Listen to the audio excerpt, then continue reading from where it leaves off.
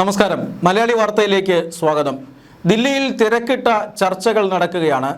ആ ചർച്ചകൾ നിരവധി കാര്യങ്ങളിലാണ്. അതിൽ ഒന്നാമത്തെ അജണ്ട എന്ന് പറയുന്നത് വരാനിരിക്കുന്ന രാജ്യസഭാ തെരഞ്ഞെടുപ്പാണ്.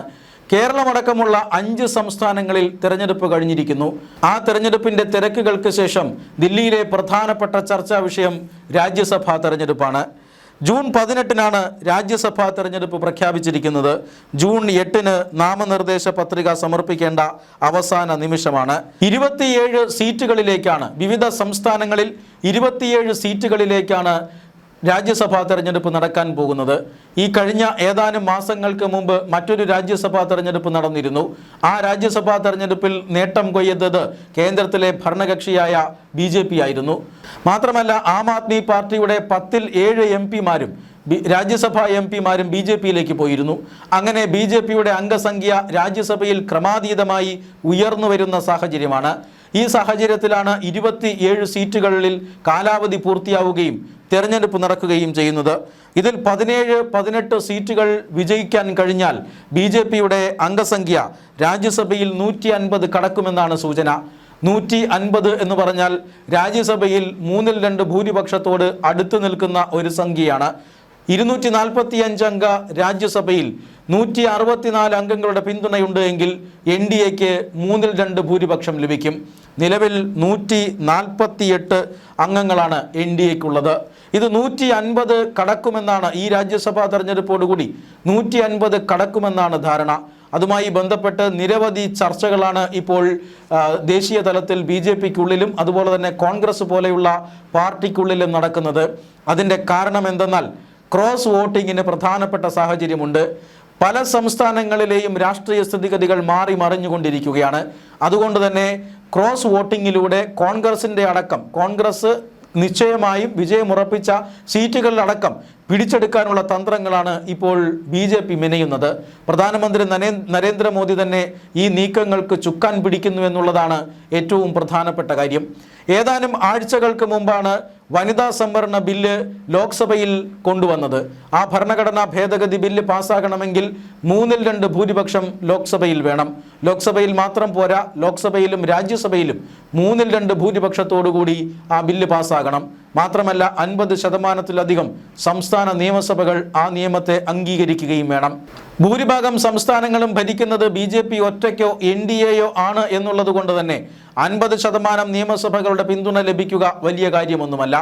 രാജ്യസഭയിലും 3/2 ഭൂരിപക്ഷം ലോക്സഭയിലും BJPക്ക് നിലവിലില്ല എന്നുള്ളതാണ് ഏറ്റവും പ്രധാനപ്പെട്ട കാര്യം.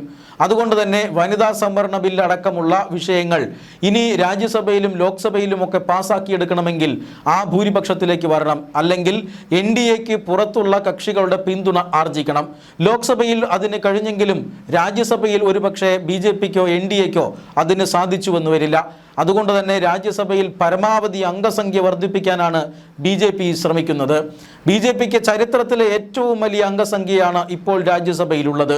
NDAയുടെ അംഗസംഖ്യയും അതുതന്നെയാണ്, ചരിത്രത്തിലെ ഏറ്റവും വലിയ അംഗസംഖ്യ. അതിനിയും വർദ്ധിപ്പിച്ചുകൊണ്ട് 3/2 ഭൂരിപക്ഷത്തിലേക്ക് അടുത്തെത്തിക്കാനാണ് BJPയുടെ ശ്രമം. ക്രോസ് വോട്ടിങ്ങിലൂടെ മറ്റ് രാഷ്ട്രീയ പാർട്ടികളുടെ രാജ്യസഭാ സീറ്റ് കൂടി പിടിച്ചെടുക്കാനാണ് ഇപ്പോൾ BJP ശ്രമിക്കുന്നത്. മധ്യപ്രദേശിൽ ഒരു കോൺഗ്രസ് നേതാവിനെ അല്ലെങ്കിൽ ഒരു കോൺഗ്രസ് സ്ഥാനാർത്ഥിയെ വിജയിപ്പിച്ചെടുക്കാൻ അവർക്ക് സാധിക്കും. പക്ഷേ എക്സ്ട്രാ വോട്ടുകളുടെ എണ്ണം വെറും 6 മാത്രമാണ്. അതുകൊണ്ട് തന്നെ അവിടെ ക്രോസ് വോട്ടിംഗ് നടന്നാൽ തീർച്ചയായും BJP സ്ഥാനാർത്ഥിക്ക് വിജയസാധ്യതയുണ്ട്. കർണാടകയിൽ ഖാർഗെ ആയിരിക്കും ഇനിയും മത്സരിക്കുക. ഖാർഗെ തീർച്ചയായും അവിടെ നിന്നും ജയിച്ചു വരും. രാജസ്ഥാനിൽ 2 BJP സ്ഥാനാർത്ഥിക്കും 1 കോൺഗ്രസ് സ്ഥാനാർത്ഥിക്കും വിജയിച്ചു വരാം. പക്ഷേ അവിടെയും ക്രോസ് വോട്ടിംഗ് നടന്നാൽ 3 സീറ്റുകളും BJP കൊണ്ടുപോകും. ഗുജറാത്തിൽ ആകെ ഒരേ ഒരു രാജ്യസഭാ MP മാത്രമാണ് കോൺഗ്രസിനുണ്ടായിരുന്നത്. ആ രാജ്യസഭാ MPയുടെ കാലാവധി കഴിയുകയാണ്. ഇനിയിപ്പോൾ അടുത്തൊരു MPയെ ജയിപ്പിക്കാനുള്ള ഭൂരിപക്ഷം നിയമസഭയിൽ കോൺഗ്രസിനില്ല. അതുകൊണ്ട് തന്നെ ഗുജറാത്തിൽ ഇതാദ്യമായി കോൺഗ്രസിന് രാജ്യസഭയിൽ ഭൂരിപക്ഷം ഇല്ലാത്ത കാലമായിരിക്കും വരുന്നത്. അങ്ങനെ ഒട്ടനവധി പ്രത്യേകതകളുള്ള ഒരു രാജ്യസഭാ തെരഞ്ഞെടുപ്പാണ് നടക്കാൻ പോകുന്നത്. ജയിക്കാൻ കഴിയാവുന്ന അല്ലെങ്കിൽ ഉറപ്പായിട്ടും ജയിക്കാൻ കഴിയാവുന്ന സീറ്റുകൾ മാത്രമല്ല, അതിനപ്പുറത്തുള്ള സീറ്റുകൾ BJP ലക്ഷ്യമിടുന്നുണ്ട്. ഏറ്റവും പ്രധാനപ്പെട്ട ലക്ഷ്യം എന്നത് BJPയുടെ രാജ്യസഭാ അംഗസംഖ്യ അത് 164 അടുത്തെത്തിക്കുക എന്നുള്ളതാണ്. പ്രധാനമന്ത്രി നരേന്ദ്രമോദി തന്നെ അതിന് നേരിട്ട് രംഗത്തിറങ്ങുന്നുവെന്ന് പറഞ്ഞാൽ BJP അതിന് എത്രമാത്രം പ്രാധാന്യം നൽകുന്നു എന്നതിൻ്റെ ഒരു സൂചനയാണിത്.